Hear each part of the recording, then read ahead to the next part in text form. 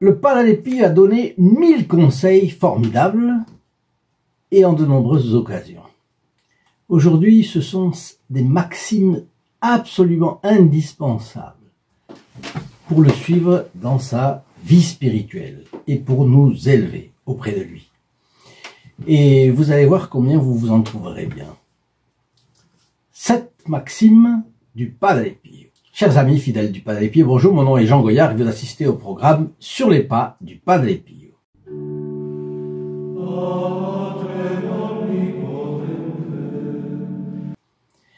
Eh bien, avant toute chose, je vous préviens que vous aurez une vidéo avec une belle surprise le 23 décembre et le 24 décembre au matin. Donc, ne les ratez pas. D'accord? C'est entendu? Bien. Alors, la première maxime du Padre Pio est très pertinente, vous allez voir, comme toujours chez lui. Tu diras le plus beau des credos quand il se sera fait nuit autour de toi. Voilà, c'est déjà une surprise.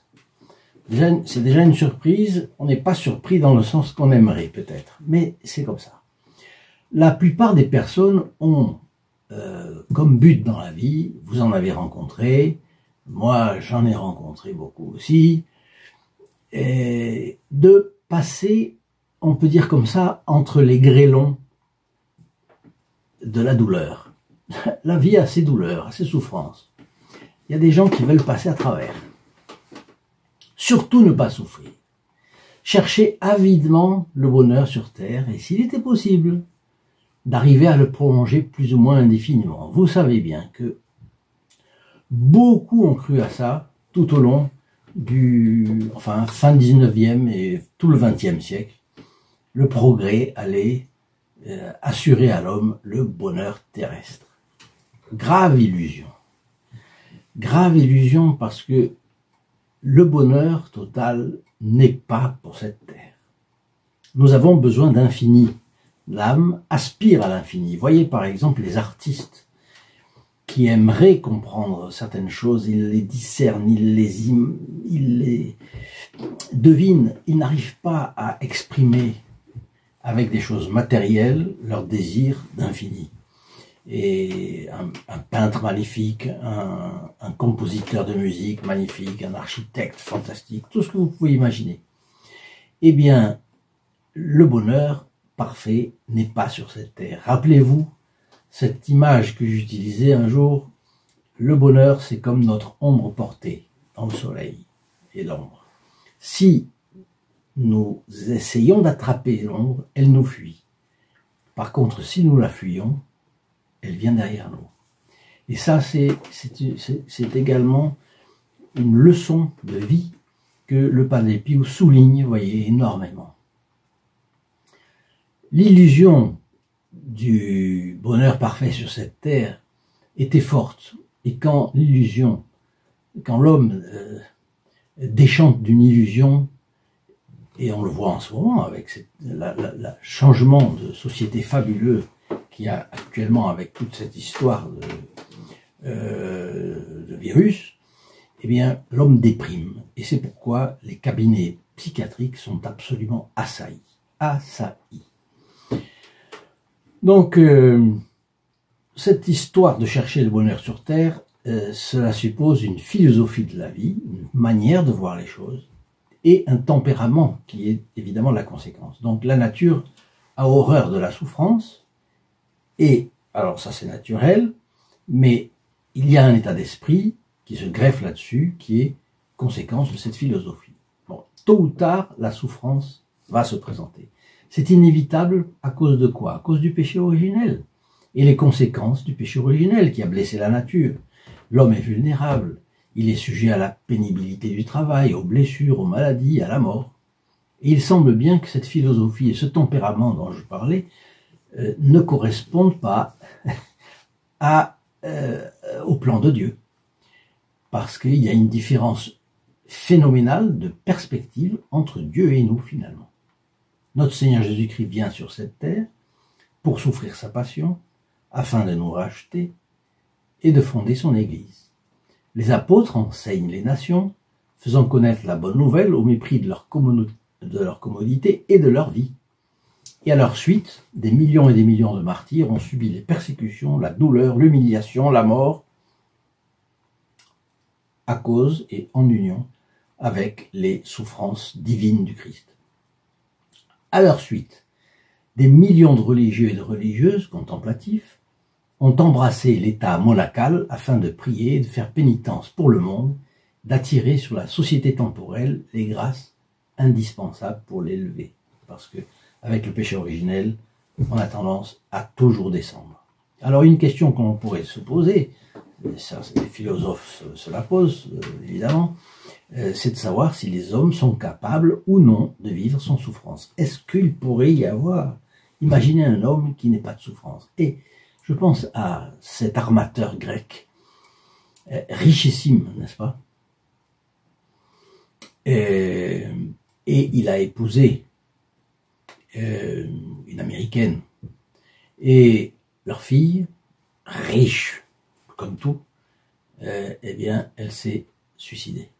Je connais quelqu'un, encore un cas, qui ne pouvait pas, un milliardaire qui a 30 ans, il y a 30 ans de ça, un milliardaire ne pouvait pas s'endormir s'il n'avait pas 2 radios allumées avec des programmes différents à côté de lui. Un programme, ça suffisait pas à attirer son attention, il y en avait tout, donc il fallait 2. On est compte ça? Donc, est-ce que l'homme est capable de vivre sans souffrance? Et comment se fait-il qu'en temps de paix, les hommes ne cessent d'aller regarder des films de guerre ou des films de policiers où l'on voit des scènes de violence phénoménales de la part de voleurs, de la part de criminels? Est-ce qu'une vie tranquille n'a pas assez de piment pour que l'homme, saturé de tranquillité, ait besoin d'ingrédients plus forts? Sur le plan moral également, l'homme n'est-il pas satisfait quand il s'est élevé et quand il s'est dépassé en quelque chose? Donc il a souffert, il a eu un but, il a souffert, il a fait des efforts. Là il s'est dépassé et il est content. Donc vous voyez que la souffrance et énormément d'hérésies et de fausses doctrines sont nées autour du refus de la souffrance. Oui. Alors, c'est intéressant à y penser, mais on voit bien que pour le Padre Pio, la grandeur de l'homme, eh bien, c'est l'heure du sacrifice, dans la douleur, dans l'effort suprême d'une volonté inébranlable au service du bien. Le Padre Pio continue, ce credo-là est comme la foudre qui déchire les ténèbres, qui t'élève dans sa clarté et te conduit à Dieu. Donc voilà, cette maxime-là, parfois elle est dure à entendre. Tu diras le plus beau des credos quand il se sera fait nuit autour de toi. C'est-à-dire, tu affirmeras ta foi, bien que la sensibilité t'indique le contraire. Et ce credo-là est comme la foudre qui déchire les ténèbres, qui t'élève dans sa clarté et te conduit à Dieu. Et énormément de saints qui ont parlé de ces questions, ont parlé de la nuit de la foi, et pendant la nuit de la foi, ils tenaient bon. Et c'est ce qui s'est passé toute la vie du Padre Pio. Alors voyez, là vous avez un homme à la conscience tranquille, un homme qui est en paix, serein, calme, fuyant toute angoisse, tout stress, toute frénésie. On ne voit pas le Padre Pio se dépêcher, aller d'un côté à l'autre, c'est pas son genre du tout. Eh bien, voilà, ce regard serein, profond, sérieux, contemplatif, eh bien, vous pouvez l'avoir chez vous. Si vous êtes la première fois que vous regardez cette vidéo, eh bien, je vous en prie, vous pouvez procurer cette photographie gratuitement en téléphonant au 08 05 36 08 47 de 8h30 à 12h30 et de 13h à 19h. Sauf le samedi, c'est de 9h à midi. Eh bien, cela vous coûtera le prix d'un appel local, seulement si vous êtes en France ou dans les dom-toms qui dépendent de la France. Et si vous êtes ailleurs, eh bien, il faudra m'envoyer un petit mail et on essaiera de voir comment on peut s'arranger pour vous faire parvenir quand même cette photographie. Je ne sais pas si ce sera facile ou pas, mais enfin, en tout cas, vous pourrez le faire. Vous pourrez tenter. Donc, voilà, cette photographie, vous pouvez la voir et c'est une belle satisfaction d'avoir la photographie du Padre Pio chez vous. Vous aurez, votre vie se déroulera sous son regard, serein et calme, et quand vous aurez des tentations de stress, un coup d'œil vers le Padre Pio et ça suffit pour être calmé. Vous transformerez un regard en prière, en oraison jaculatoire. C'est une chose qui est parfaitement faisable et je pense que vous serez content d'avoir cette photo. Et lorsque vous aurez quelqu'un dans vos connaissances qui aimerait avoir cette photographie aussi, par exemple quelqu'un qui vient chez vous et qui la voit, eh bien donnez-lui notre adresse et il suffit qu'il fasse comme vous. Et voilà. D'ailleurs, on parlait des gens qui ont des difficultés dans la vie et qui les dépassent. Eh bien, voyez, la preuve que la souffrance est indispensable dans une vie, c'est que nous admirons le plus, ceux que nous admirons le plus, ce sont les gens qui savent souffrir avec joie et dignité. Pour qu'un homme, un grand homme, émerge d'un peuple, il faut d'abord qu'il souffre de l'isolement, qu'il soit mis de côté.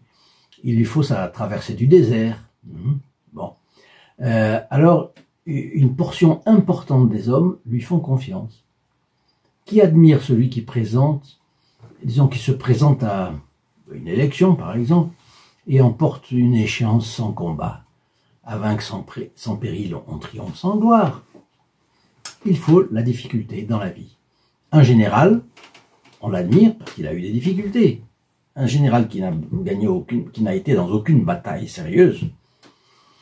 Bon, tant que j'y pense, ça n'a pas de rapport avec l'armée, mais avec la difficulté. La messe. Vous pouvez avoir une messe gratuite en votre faveur, à votre bénéfice. C'est simple.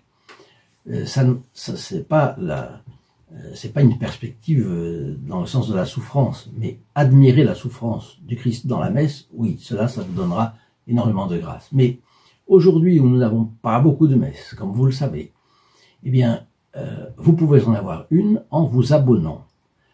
Vous n'êtes pas encore abonné à cette chaîne, vous avez un fioretti du Padre Pio qui vous est présenté chaque matin, donc vous pouvez en vous abonnant n'en perdre aucun. Mais en plus, vous aurez une messe, parce que vous rentrerez dans les intentions de la messe célébrée pour nous le vendredi à midi.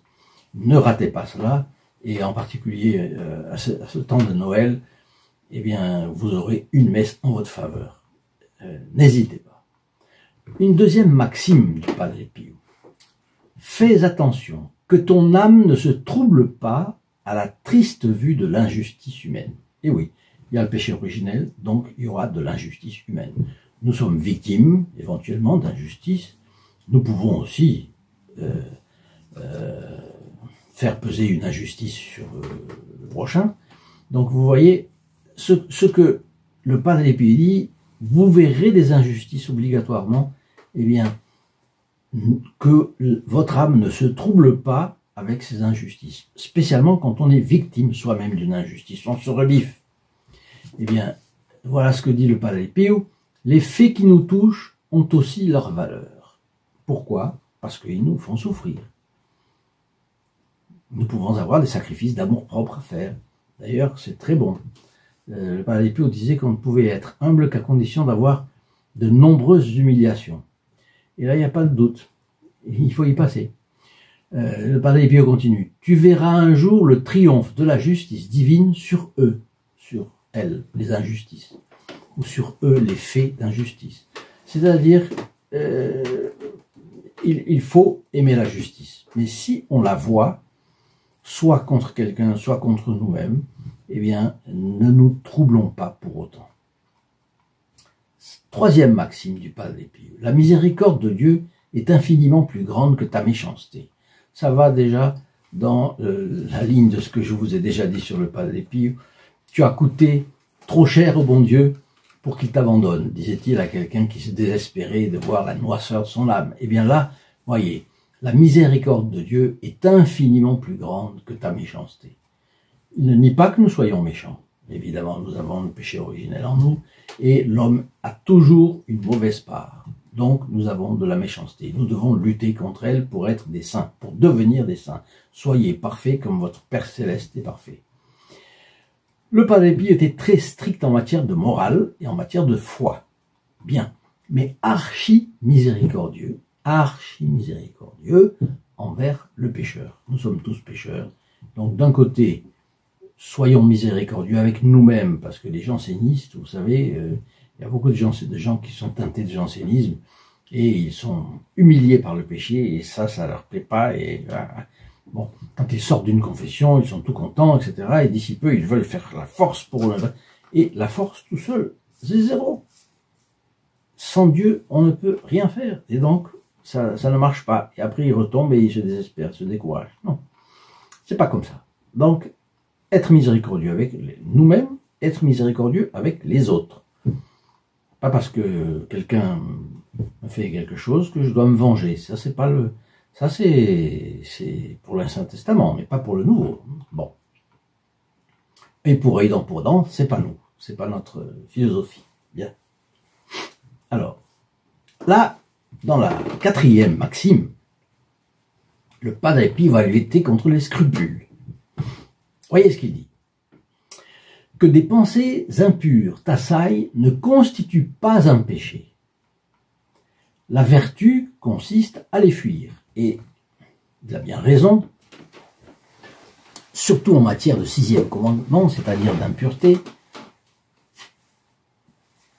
Le combat se gagne en fuyant. C'est le courage. Le courage de la fuite. Pardon, veuillez m'excuser. N'attache pas d'importance à ces pensées, continue le Padre Pio. Mets de côté tes préoccupations vaines les concernant. Ce ne sont pas les pensées qui font la faute. C'est d'y consentir ou de s'y complaire.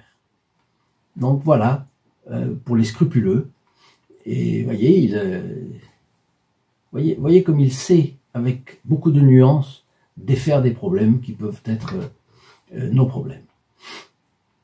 Ensuite, une autre maxime. Méprise tes tentations. Ah, c'est un thème qui est revenu souvent chez le Padre Pio. Et le démon, il voudrait qu'on lui donne de l'importance, qu'on fasse attention à lui. On doit le mépriser. Il n'est que méprisable. Il est le laid, le vilain, le mal, tout ce qui est mauvais. Donc, il ne faut pas s'y attarder. Méprise tes tentations et ne t'y attarde pas. Imagine être en la présence de Jésus le crucifié, qui se jette dans tes bras et dans ton cœur.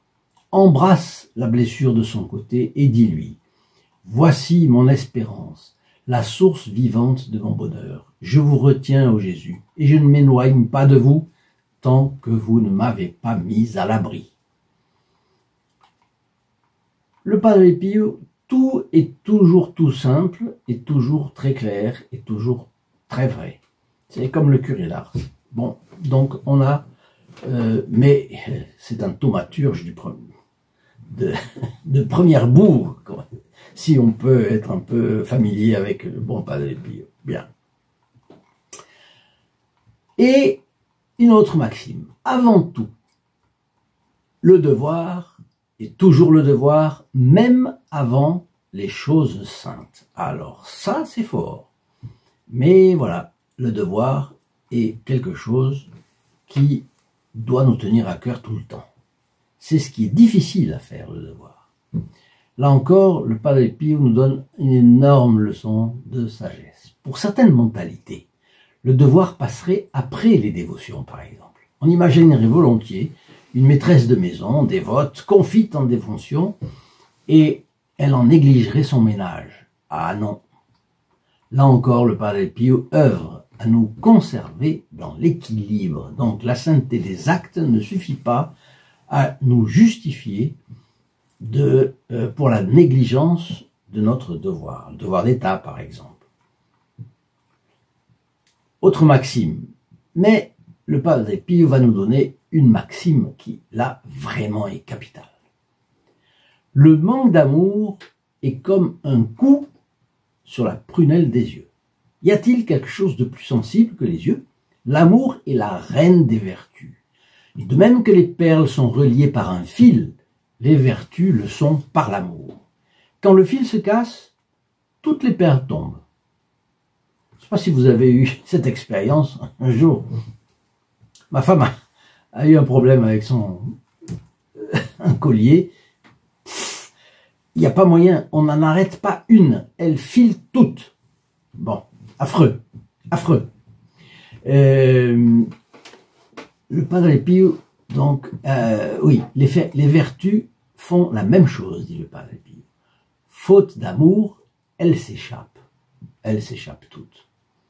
Le Padre Pio nous appelle à l'amour, et ici je souhaite rappeler que lorsque vous recevez une vidéo, une photo du Padre Pio, une lettre vous demande de bonnes nouvelles, vous voyez que le nombre des abonnés explose, vous voyez que il y a beaucoup de choses qui se produisent et qui ont un bon résultat. Bon, avez-vous pensé à remercier les protégés du Padre Pio? Parce que c'est eux qui offrent les photographies, c'est eux qui offrent les statuts que reçoivent certains membres qui ont fait un gros effort pour notre chaîne. C'est eux qui permettent l'édition des livres, qui permettent un peu de publicité sur Internet. Malheureusement, on ne peut pas en faire assez. Nous sommes très, très démunis. La vérité, c'est ça. Eh bien, c'est eux, les protégés du Padre Pio, qui, faisant l'effort qu'ils font, effort économique, régulier, et ils arrivent à maintenir notre chaîne à bout de bras. Et c'est la raison pour laquelle il y a des personnes qui vont connaître le Padre Pio encore avec cette vidéo. Donc, écoutez, priez un Ave Maria pour eux. Ils le méritent bien quand même. Hein. Et ici, je les remercie spécifiquement, s'il y en a qui me voient aujourd'hui. C'est un groupe privilégié. Et il distrait un pécule pour l'offrir à notre chaîne, afin que celle-ci se développe et atteigne sa mission. Et vous savez quelle est notre mission? C'est de faire connaître au maximum les épisodes de la vie du Padre Pio, de manière à ce qu'il puisse arracher des âmes au diable. Comme nous, ce que nous faisons, c'est une très petite chose, c'est être un trait d'union, seulement, entre le Padre Pio et les gens. Mais voyez une chose, hein, celui qui pourrait être trait d'union et qui ne le fait pas, mon Dieu, quelle tristesse! Eh bien, les protégés du Padre Pio, ils ont eu cette inspiration, ils l'ont fait, et ils sont des traits d'union. Vous me direz, c'est pas grand-chose. Ah bon, mais si c'est pas grand-chose, encore plus facile à faire. Ce serait le comble qui est quelque chose. Alors, vous voyez, c'est ça qui est incroyable. Le Padre Pio nous donne dans les mains quelque chose pour faire un travail efficace qui donne des résultats probants. Eh bien, écoutez, prenons-le, ce travail à cœur. Et faisons comme les protégés du Padre Pio. Si vous avez l'inspiration pour être protégé du Padre Pio, eh bien, ne la refusez pas. Faites quelque chose en ce sens-là. Allez dans la description de cette vidéo en bas, le lien qui amène sur la page dédiée spécifiquement aux protégés du Padre Pio, et vous verrez là qu'il y a une possibilité grande de faire quelque chose, de faire de l'apostolat et d'avoir de bénéfices en retour énormes. Je vous souhaite une très bonne journée, je vous laisse avec le Padre Pio et sa bénédiction. Au revoir. In nome del Padre, del Figliolo e dello Spirito Santo, e così sia. Sia lodato Gesù e Maria, oggi e